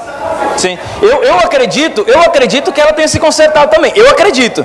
Mas pode ser que não, a Bíblia não diz, é uma margem de interpretação que nós damos. Eu acredito que sim. Mas mesmo que ela tenha se consertado, a ideia principal desse texto que eu citei é que ela se consertou depois, mas Jesus já tinha feito a coisa por ela. Só que nós fazemos ao contrário, nós esperamos que as pessoas se consertem para que aí nós apresentemos Jesus para a pessoa. E está errado, o processo é inverso, o processo é invertido. Eu não vou me preparar para me batizar. Tem gente que fala assim, eu não me batizo porque eu não estou preparado. Então você não vai se batizar nunca, porque nunca você vai estar preparado para se batizar. Você vai morrer sem batizar. É melhor então ensinar para as pessoas que o batismo não salva. Não é o batismo que salva. É o que está nos slides, exatamente. Aleluia. O batismo é um sacramento, mas o batismo é uma forma de se alcançar salvação, mas o batismo não é a salvação. Quem se batiza não se salva. Se salva quem se batiza e permanece na sua comunhão com Cristo. O batismo é um meio, não é um fim. Não é, se fosse assim, então me batizo e vou embora, não apareço aqui nunca mais e vou viver minha vida absolutamente e vou ser salvo. Não, mas o batismo é uma forma, é um meio, é uma maneira pela qual eu alcanço a graça de Deus que está manifesta sobre mim.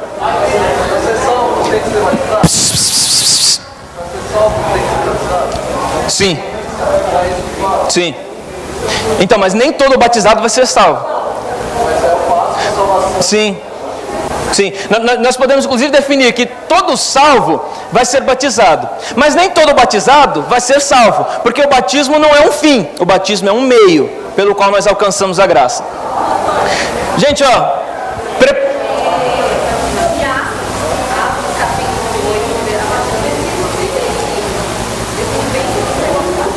Sim. Tem vários.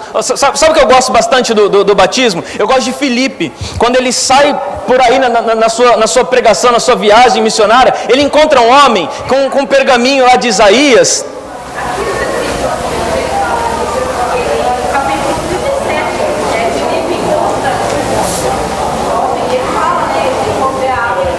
Sim. Eu tô lendo esse pergaminho aqui. O que é ele? Peraí que eu vou te explicar o que é esse pergaminho. Explicou e falou: você crê em Jesus? Creio. Ali tem água. Você quer se batizar? Quero. Então vamos embora. Aí eu paro para fazer outra analogia. Filipe batizou esse cara com imersão ou com aspersão? Imersão. Quem falou? Então, mas e se fosse um pouquinho de água que ele jogou em cima do rapaz? Então... Oi? Não, na tua tradução, ele viu água, mas ele podia ter visto uma poça de água. Ele poderia ter visto pouca água que não fosse suficiente para imergir o rapaz. Então, exatamente.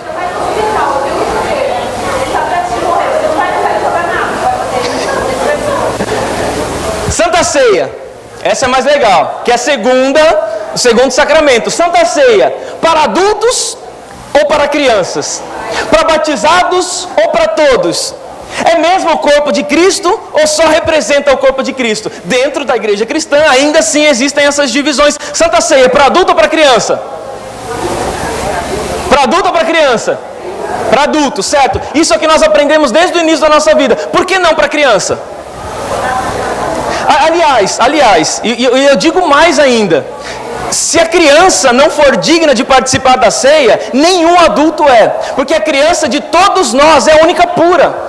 É a única sincera, a ponto de Jesus dizer que o reino dos céus pertence às crianças. O reino de Deus pertence às crianças. Então, Santa Ceia, para adultos ou para criança? E a gente tem essa divisão. Você chega em igreja, que criança participa de ceia. Você chega em outras igrejas, que criança não participa de ceia. E aí, né? É para batizados ou para todos? Você tem essa dúvida? Aí, para batizado ou para todos, Santa Ceia?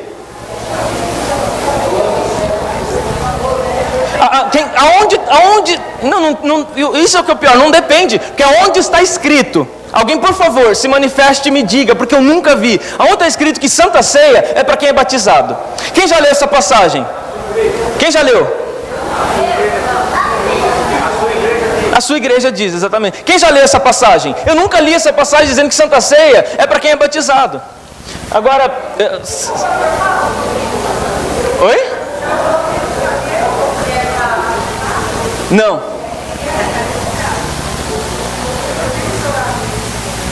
Não, eu nunca li. Não sei, em lugar nenhum existe o que Santa Ceia é para quem é batizado. Não tem esse pré-requisito para se da ceia. Eu gosto bastante. Gente, Eu, particularmente, gosto bastante da ceia. A Santa Ceia, para mim, é o culto mais importante do mês. Por quê? Porque na Santa Ceia é o momento que fazemos reflexão de Cristo, do corpo de Cristo, do sacrifício de Cristo, do sangue de Cristo, de tudo que Cristo fez por nós. Então eu considero esse momento muito providencial, muito bacana. Oi? Não. A ceia para mim, no meu ponto de vista, isso é muito pessoal. A ceia para mim é o melhor culto, é o culto onde eu mais me sinto bem, onde eu mais gosto, onde eu mais adoro, onde eu mais busco a Deus. Por quê? Não mistificando a ceia, mas pelo que ela representa. A ceia, ela tem 3 etapas, ela tem três divisões num culto de ceia, que foi o que Cristo ensinou para os seus discípulos, e o apóstolo Paulo explica em 1 Coríntios 11. A partir do versículo 23, que eu recebi do Senhor, o que também vos ensinei, que o Senhor Jesus, na noite em que foi traído, tomou o pão, e tendo dado graças, o partiu e disse: tomai e comei, isso é o meu corpo que é partido por vós, fazei isto em memória de mim. Semelhantemente também tomou o cálice, dizendo: esse cálice é o novo testamento no meu sangue, fazei isso todas as vezes que beberdes em memória de mim, porque todas as vezes que comerdes esse pão, beberdes o cálice do Senhor, anunciais a morte de Cristo, até que Ele venha. Fantástico, fantástico, fantástico. Não tem uma definição melhor. Em cima, fala.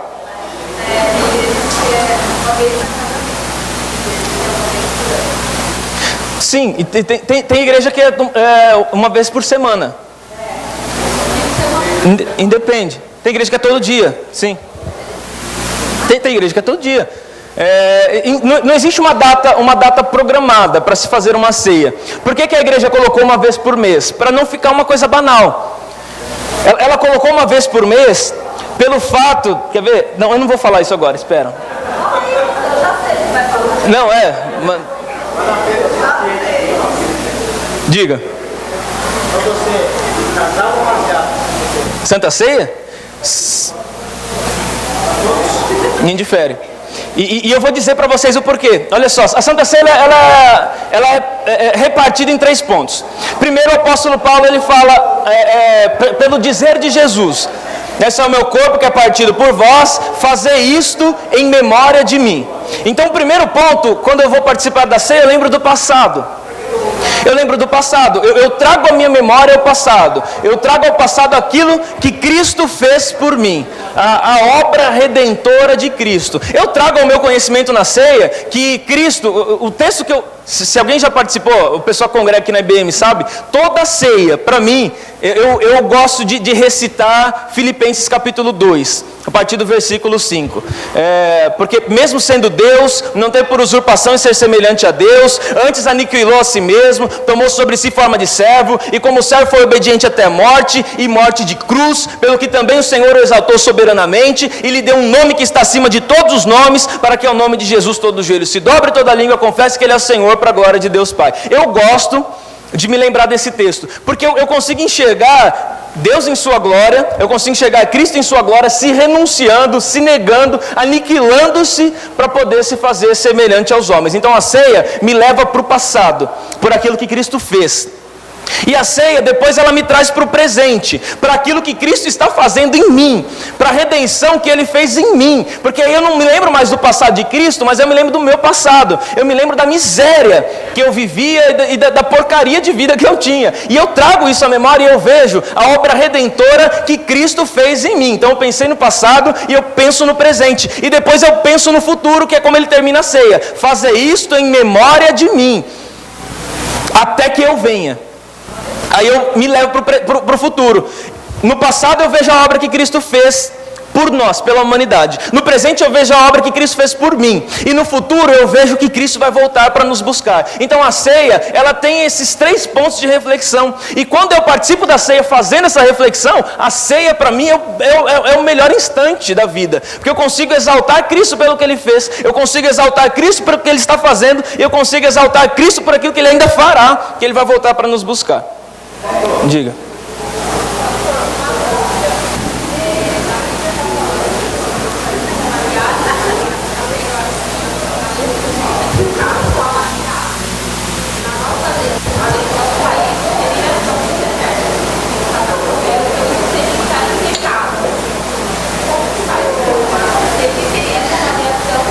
Vamos lá então. Ó, eu vou te dar um ponto de vista meu. A gente vem para a igreja num culto de ceia, e eu tenho certeza que você já viu isso acontecer, se isso não aconteceu mesmo com você. De você olhar para a mesa do Senhor e não participar da ceia porque está em pecado, porque pecou. Sabe, eu não vou participar da ceia porque eu pequei. E eu digo para você que não participar da ceia é tão pecado quanto participar da ceia em pecado. Porque não participar da ceia, sim, não participar da ceia, você está negligenciando tudo isso que eu falei agora. A morte de Cristo lá no Calvário, o que Cristo fez por você e o retorno de Cristo futuro. Você está negando isso, você está negligenciando isso. Então não participar da ceia é tão pecado quanto participar da ceia de forma errada, de forma imprudente, de forma incoerente. Você fica entre a cruz e a espada. A íntegra é consertar-se, redimir-se e participar. No entanto que Paulo ele diz, analise o homem a si mesmo e depois coma deste pão e beba deste. Ele não fala analise e não coma, analisa e coma. Quer dizer, olhe para dentro de si, clame pela misericórdia divina e depois participe da ceia. Sim, sim. Aquele que come e bebe injustamente, come e bebe para a sua própria condenação, vírgula, não discernindo o corpo de Cristo. Comer e beber injustamente é não discernir o propósito da ceia. A ceia não é um culto. Gente, comer e beber injustamente é não discernir o corpo de Cristo. É o que a Bíblia diz. Quem não discerne, quem não faz discernimento daquilo que está acontecendo, quem não consegue discernir aquilo que está fazendo, se a ceia para você for só um culto, e aquele pão para você, e aquele cálice para você for uma coisa comum, que não tem nenhum tipo de importância, que não te leva para nenhum tipo de reflexão, você não está discernindo o corpo de Cristo. E quem não discerne o corpo de Cristo, come e bebe para a sua própria condenação. Por causa disso há entre vós muitos fracos, doentes e muitos que dormem. Porque as pessoas não se aprofundam nisso, não trazem sobre si uma reflexão sobre o que significa esse instante, sobre o que é esse momento, e por isso é criado tanto misticismo em torno da Santa Ceia. Quem foi que falou que a Santa Ceia ela foi instituída para adultos, só que crianças não podem participar? Gente, Cristo falou que o reino dos céus pertence às crianças, e as crianças são puras, e se as crianças não podem participar da ceia, quanto mais os adultos todos teriam que se retirar, na verdade, e deixar as crianças fazerem a ceia, porque as crianças têm inocência o suficiente para poder tratar de um momento tão especial como esse. Quem foi que falou que a ceia é só para quem é batizado? Quem foi que falou que a ceia é só para quem é membro? Para quem... Gente, a ceia é o momento de reflexão de Cristo, do sacrifício de Cristo. E todo mundo que tem esse discernimento de Cristo é uma pessoa que está apta a participar da ceia.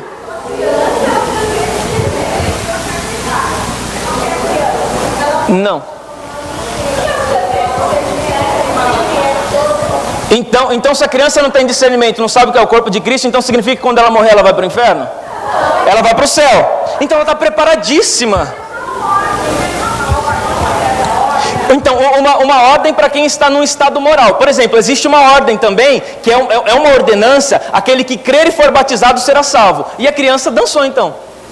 Que ela também não crê e tampouco vai ser batizada. Ela dançou, ela também vai... Então, essa ordenança para Deus, ela existe dentro de uma idade moral. Dentro de um momento em que eu já tenho condição de tomar atitudes. Aí sim essas ordenanças se aplicam a mim, que é uma ordem moral. Agora, a partir do momento que eu não tenho uma idade moral, eu não me enquadro dentro das ordenanças. Mas isso não me impede de usufruir daquilo que está acontecendo.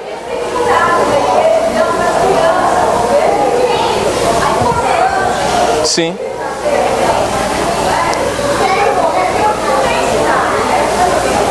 Estou ouvindo mais ou menos.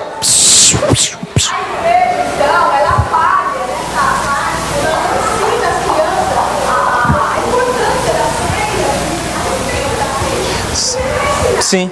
Sabe o que me parte o coração? Quando eu vejo na hora da ceia, eu vejo aquele zoião da criança desse tamanho assim, olhando pro cálice, olhando pro pão, e a gente, sai daí criança, sai daí.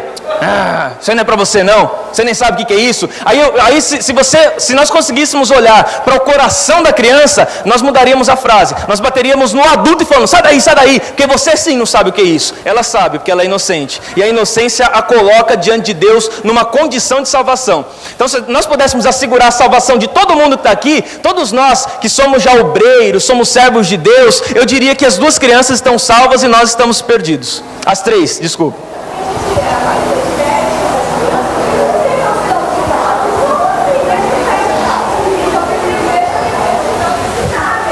Sim.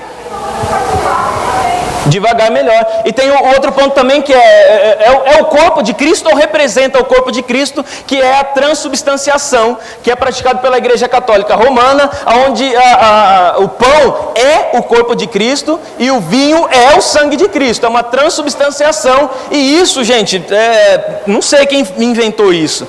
Se eu conhecesse, eu juro para você que eu faria alguma coisa, um cascudo pelo menos, uma coisa mais agressiva assim.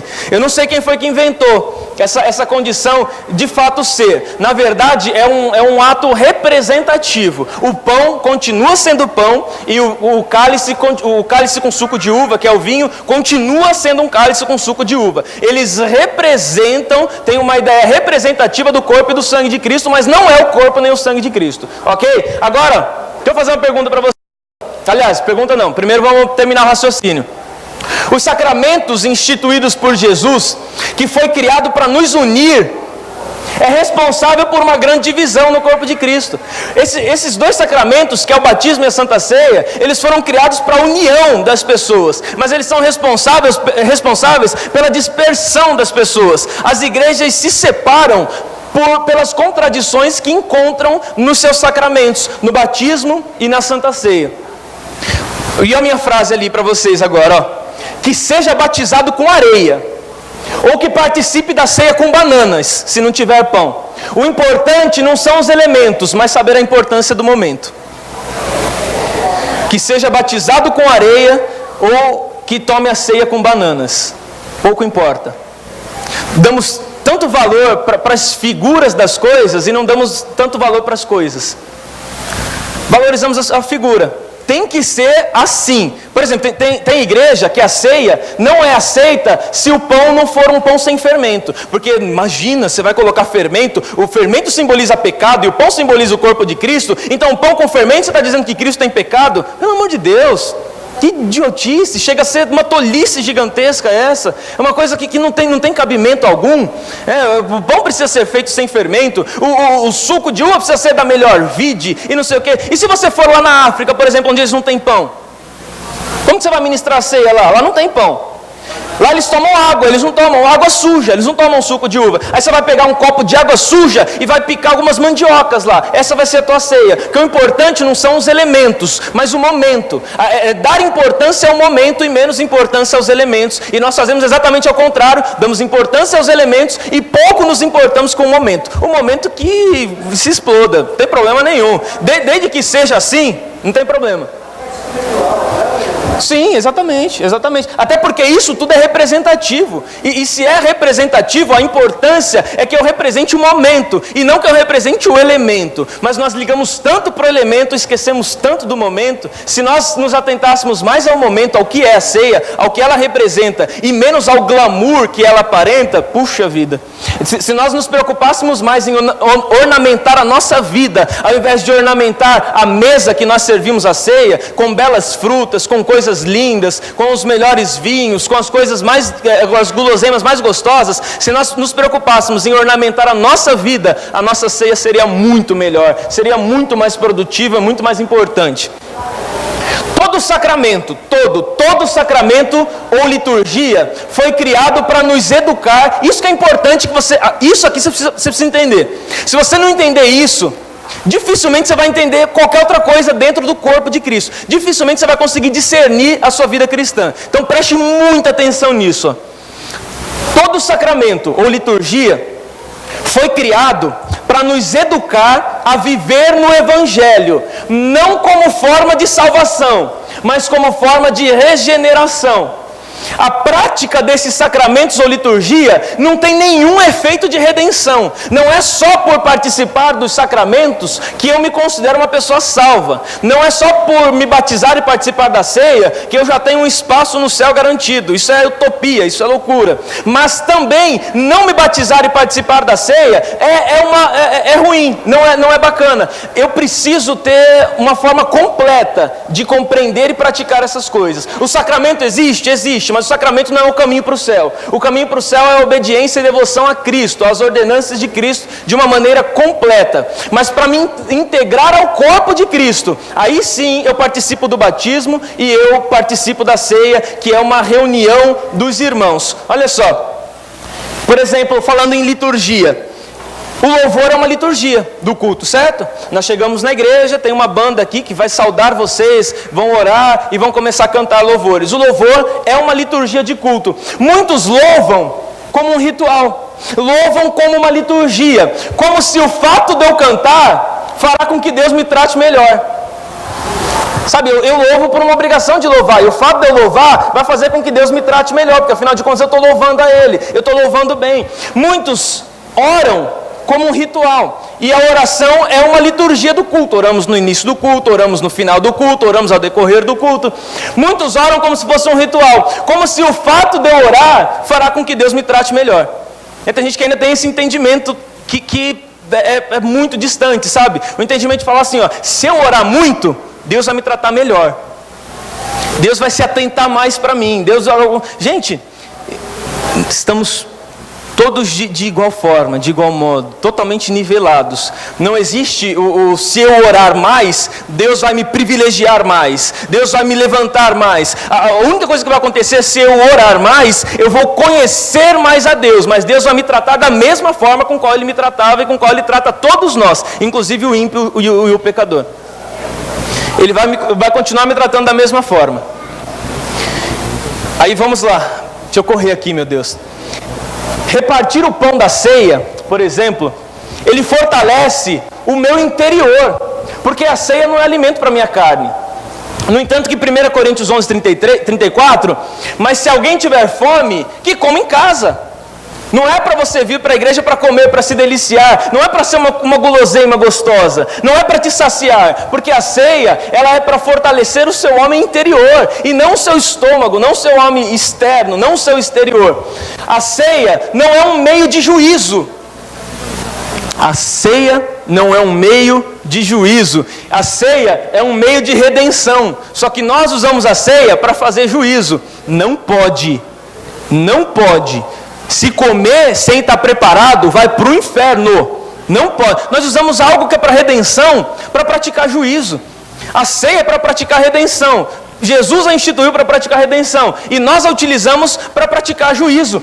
O louvor é um meio de juízo, mas na verdade, nós usamos como meio de juízo, mas na verdade, ele é um meio de adoração. É uma forma de eu me render a Deus, de eu expressar para Deus através das canções tudo aquilo que eu estou sentindo, mas nós utilizamos como juízo. Não está louvando? Ah, Deus vai fechar as portas para você, viu? Ah, vai. Vai. Ah, abre essa boca, está com a boca fechada, por quê? Se você não abrir a boca, você vai ver o que Deus vai fazer com você, viu? Algo de adoração nós usamos como juízo, e a oração não é um meio de juízo, a oração é um meio de devoção. Só que nós usamos todas as práticas litúrgicas que a Bíblia estabeleceu para a edificação nossa como meio de juízo, como meio de penitência, como meio de punir as pessoas que não se enquadram dentro daquela liturgia, e isso está totalmente incoerente. Deixa eu fazer uma pergunta para vocês. Vamos descobrir como está a nossa educação espiritual? Vamos.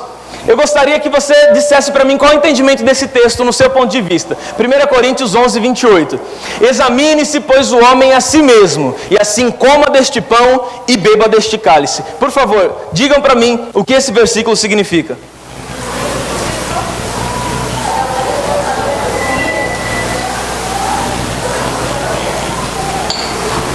Vamos, mais.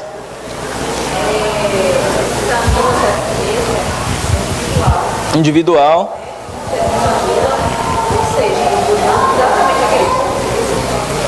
Mas a ceia não é coletiva? A ceia não é coletiva? Não é algo para trazer unidade em todos e edificação do corpo? Aí eu estou partindo para o individualismo já então. Certo.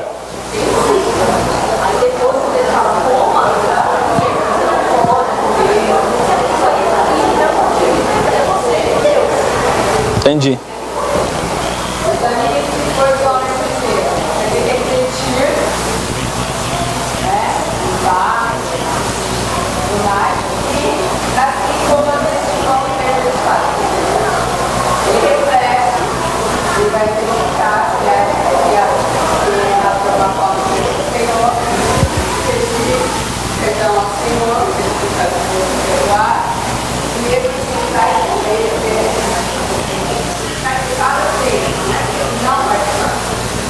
Entendi.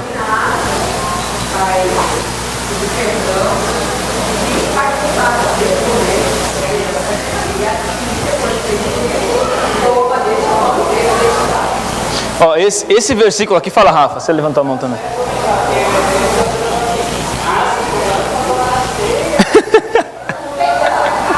É verdade. Tem a mania de analisar os outros ao invés de nos analisarmos, né?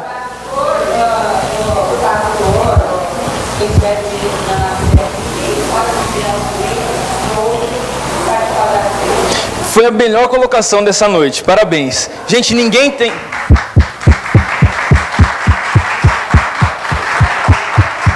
Foi a melhor colocação de verdade. Ninguém tem o direito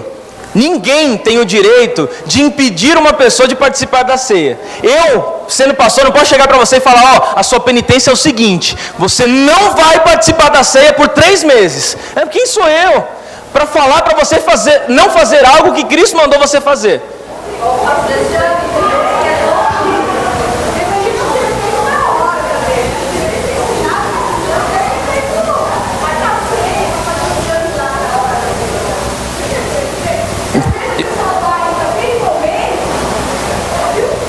Deixa eu fechar aqui, que eu estou ouvindo mais as crianças lá fora do que você. Vai.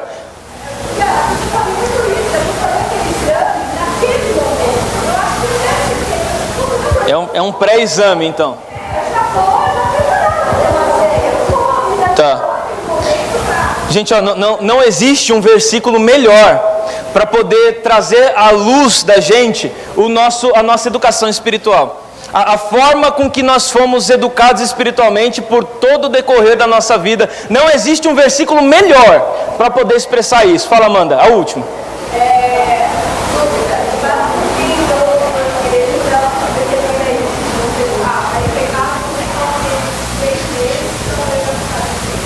Em base de uma cultura brasileira, que é uma cultura de coronéis, uma cultura de sargentos, é uma cultura militar. E essa cultura de coronel, essa cultura de, manda quem pode, obedece quem tem juízo, ela partiu também para o campo espiritual, onde levantamos sacerdotes que são verdadeiros coronéis de igrejas, que sentem-se responsáveis pelo povo, de uma tal forma que se tornam donos daquele povo, a ponto de dizer para o povo o que eles devem ou não fazer para que a sua vida espiritual com Deus se dê bem. Ditadura gospel, isso. É uma ditadura, é uma cultura nossa. O Brasil, ele tem uma cultura dessa, de superestimar as pessoas, né? Nós temos coronéis, e o Brasil é dessa forma ainda. É onde tem pessoas que mandam e pessoas que obedecem. É onde tem pessoas que dão ordem e pessoas que abaixam a cabeça. Essa é a forma. Há pouquinho tempo atrás, eu entendi você dizer que o que você falou, deixa eu falar. Certo. Entendi você dizer há pouquinho tempo atrás que se o homem, ela mesmo foi do homem, eu mesmo, estou mudando nada. Você disse que se eu não participar, estou pecando. E se eu participar, também, sim. Eu também estou sendo condenado. Ok. A única pessoa que pode impedir a mim de tomar a Santa Ceia foi o mesmo. Sim. Eu jamais, se eu examinar eu agora, vamos para a ceia agora, mas se eu examinar eu falar, hoje eu estou lá a tocar no colo, a tocar na casa. Eu vou ser condenado por não tocar? Então, ó, mas deixa eu fazer uma pergunta para você. Quando que você estará apto para fazer isso? Nunca. Esse é o ponto que eu quero chegar para vocês, para nós descobrirmos qual que é a nossa educação espiritual. Quando eu digo da nossa educação espiritual, é o que nós aprendemos, é o conjunto de práticas que nós aprendemos por toda a vida. Por favor, Rafa, próximo slide para a gente terminar. Olha só. Aquele que examina a si mesmo para se achar no direito, quer dizer, para se achar digno de comer o pão que representa o corpo de Cristo, na verdade esse alguém tem direito de qualquer outra coisa. Esse é o ponto de vista do que nós fazemos com aquilo que nós chamamos de Evangelho de Cristo. Aquele que tem direito de avaliar, para ver se ele é digno de comer e de beber aquilo ali, que faz uma análise dele mesmo para saber da sua dignidade, se ele está apto, se ele está pronto. Se eu me disser que eu estou pronto, que eu estou apto para comer o corpo de Cristo, meu irmão, eu estou apto para qualquer coisa nesse mundo. Eu estou apto, inclusive, para fazer o que eu quiser. Eu estou apto para chegar aqui na igreja e tacar fogo aqui. Que eu estou apto para comer o corpo de Cristo e beber o sangue de Cristo. Eu estou apto para qualquer coisa desse mundo. Pastor, então a Bíblia não estava dizendo aí que examine o homem a si mesmo, para poder tirar assim. Não, porque é um momento de reflexão. O homem não vai se examinar para se sentir apto, para se sentir digno de participar, porque a Bíblia não quer que ele participe sendo digno, ela quer que ele participe mesmo sendo indigno. Ela quer que ele participe, que ele traga a alusão de que, Senhor, é o seguinte, eu estou participando, mas eu não deveria participar, porque como eu sou miserável em fazer isso.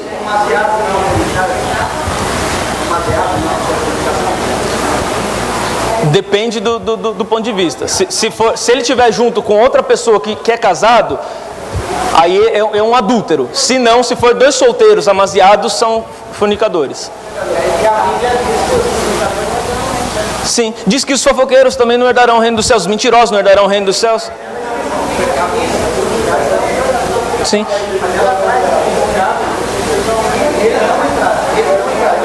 Sim, não, não entrarão.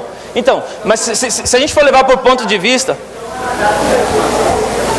mas se a gente for levar por ponto de vista, aquela pessoa que engana não deve tomar ceia. Aquela pessoa que mente não deve tomar ceia. Aquela pessoa que dá uma palavra e não cumpre não deve tomar ceia. Então, na verdade, não deve ter ceia. Nesse capítulo e nos outros. Por exemplo, Romanos 3:23. Todos pecaram e destituídos estão da glória de Deus. Então ninguém toma ceia. Porque todo mundo é pecador de igual modo. Não existe quem é mais pecador ou quem é menos pecador. Todos de igual modo estamos nivelados no pecado. Todos nós somos pecadores e todos nós somos indignos de participar da ceia. E se todos nós somos indignos, a análise que eu faço não é uma análise para me achar digno, mas é uma análise que eu faço para refletir sobre a minha indignidade e como Deus me aceita, mesmo diante da minha indignidade. Esse é o ponto de análise. Fala, você vai cansar seu braço, tadinho.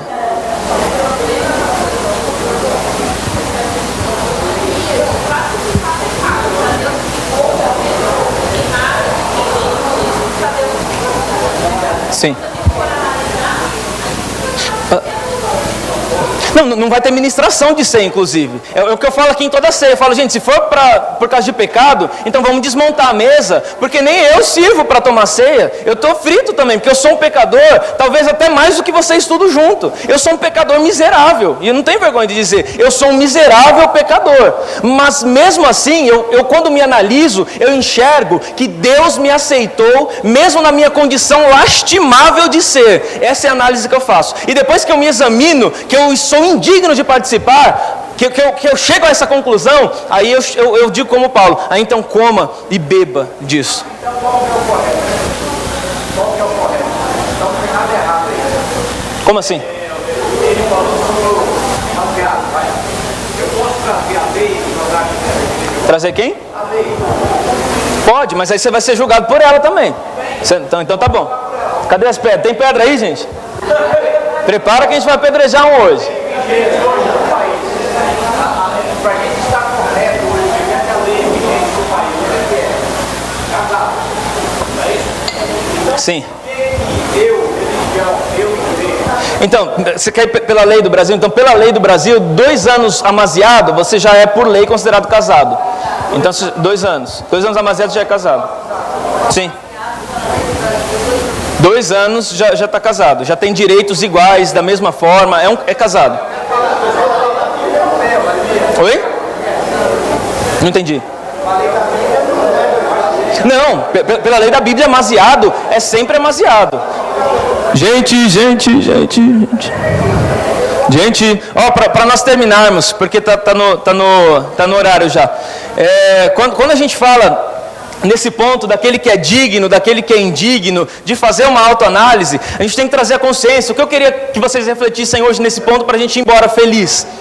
Eu queria que vocês refletissem nesse ponto, de que aquilo que é redenção dentro da Bíblia, aquilo que é redenção na Bíblia, nós usamos como condenação. E não é para ser condenação, é para ser redenção. E quando eu digo que eu vou me analisar para eu me encontrar digno de participar da ceia, eu estou sendo hipócrita comigo mesmo e com Deus e com Cristo, porque eu nunca vou ser digno. Por mais obras boas que eu faça, por mais que eu busque santidade, eu sempre serei indigno diante da santidade de Deus. Imagina você que Isaías, quando ele teve a visão dos céus, que nós falamos na aula passada, que ele viu serafins voando em volta do trono de Deus. Os serafins, que são seres santos, escondiam o seu rosto com as asas, com vergonha da santidade de Deus. Imagina nós, que somos seres miseráveis, que somos pobres, miseráveis pecadores, é isso que nós somos. Imagine nós, o homem mais santo do mundo é o homem mais miserável, se for comparado à santidade de Deus. Então nós nunca vamos nos achar dignos em participar disso. Nós participamos de tudo pela misericórdia de Deus. Nós estamos aqui hoje, inclusive, pela misericórdia de Deus. Eu não estou aqui porque eu sou santarrão, porque eu sou bom, porque eu sou legal, porque eu sou esforçado, ou por qualquer outra coisa. Eu estou aqui em misericórdia purinha. E a Bíblia diz, inclusive, que a misericórdia de Deus é a causa pela qual nós não somos consumidos. Se não fosse a misericórdia de Deus, você não merecia nem ter vida, você não merecia nem viver. Você só vive porque Deus é misericordioso. E o fato de Ele ter misericórdia significa que Ele nos aceita como somos, esperando que um dia sejamos como Ele pretende. Esse é o conceito do Evangelho, mas nós utilizamos a nossa cultura espiritual, a educação espiritual que recebemos para trazer punições, quando a Bíblia traz absolvições. Nós queremos instituir princípios de santidade que não precisa, que são desnecessários. Eu não preciso dizer para você que para que você seja santo, você tem que usar determinada roupa, você tem que pentear o cabelo de tal jeito, que você não corte o cabelo, que você não pinte as unhas, que você não coloque brinco. Isso não é padrão de santidade para ninguém. E eu não preciso instituir padrão de santidade que não seja a Bíblia. A Bíblia é o maior padrão que existe no mundo e em toda a história da humanidade, para instituir perfil de pessoas pecadores que buscam santidade, mas que nunca vão ser santos. Por mais que se esforcem para ser, nunca chegarão a ser. A Bíblia nos absolve de coisas que a igreja nos condena. Esse é o problema.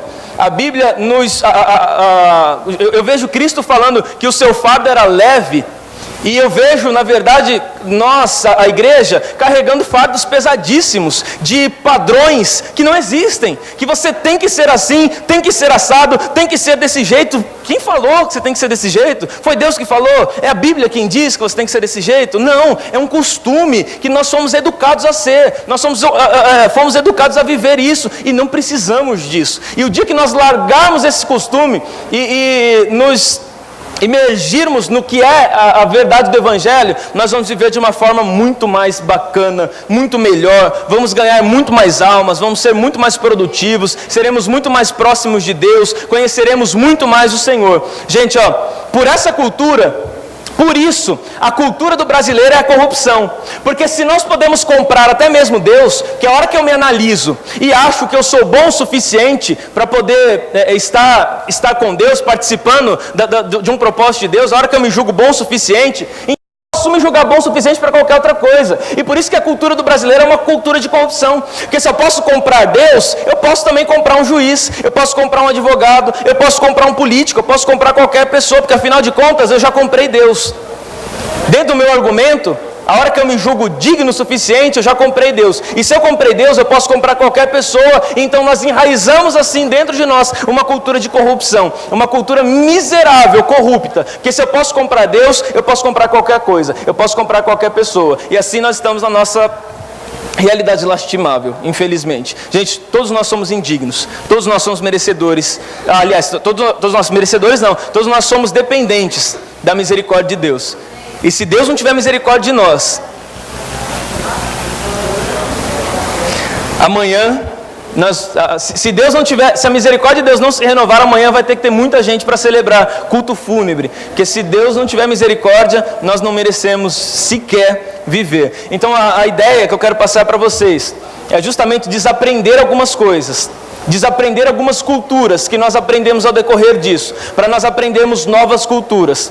Nós precisamos entender a misericórdia, aceitar a misericórdia, para poder dar misericórdia, ok? Vamos orar ao Senhor para terminar?